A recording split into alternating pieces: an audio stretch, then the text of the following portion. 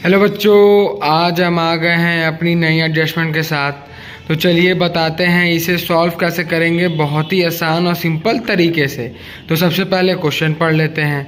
In the trial balance apprenticeship premium amount ₹8250, मतलब कि trial balance में अप्रेंटिसशिप प्रीमियम दिया है 8,250 रुपया। अब एडिशनल इन्फॉर्मेशन भी पढ़ लेते हैं। 1/3 of apprenticeship premium should be treated at income of the year. इसका मतलब है कि 1/3 apprenticeship premium income of the year treat किया गया है। तो चलिए बताते हैं इसको सॉल्व कैसे करेंगे। तो बच्चों, इसका पहला एंट्री आएगा प्रॉफिट एंड लॉस अकाउंट में। कहाँ आएगा? इस तरफ में आएगा, क्रेडिट साइड में आएगा। क्या लिख के आएगा? बाई अप्रेंटिसशिप प्रीमियम, क्योंकि बोला है बच्चों की इनकम है, तो इनकम है तो अब इनकम कहाँ लाएंगे? क्रेडिट साइड में, अप्रेंटिसशिप प्रीमियम।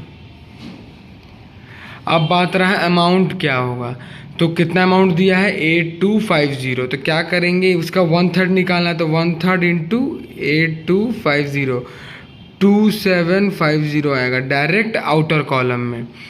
तो अमाउंटिंग कैसे निकाली हमने? 8250 का 1/3 निकालेंगे तो 2750 आएगा। अब बाकी जो बचा वो आएगा बैलेंस शीट के लायबिलिटी साइड में। क्या लिख के आएगा? Accrued income. Accrued income.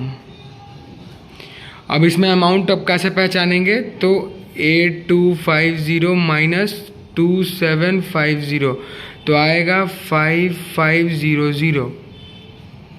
तो बच्चों, इसका पहला एंट्री कहाँ होगा? प्रॉफिट एंड लॉस अकाउंट में आएगा। 8250 का 1/3 2750, और इसका दूसरा एंट्री आएगा लायबिलिटी साइड में, बैलेंस शीट का एक्रूड इनकम लिखेंगे। और अमाउंट कैसे निकालेंगे? 8250 माइनस 2750 तो आएगा 5500। बच्चों, मुझे उम्मीद है कि आपको ये एडजस्टमेंट अच्छे से समझ में आ गया होगा। तो चलिए मिलते हैं अब हमारे दूसरे वीडियो में एक नई एडजस्टमेंट के साथ, जिसको हम आपको सॉल्व करके बताएंगे बहुत ही आसान और सिंपल तरीके से।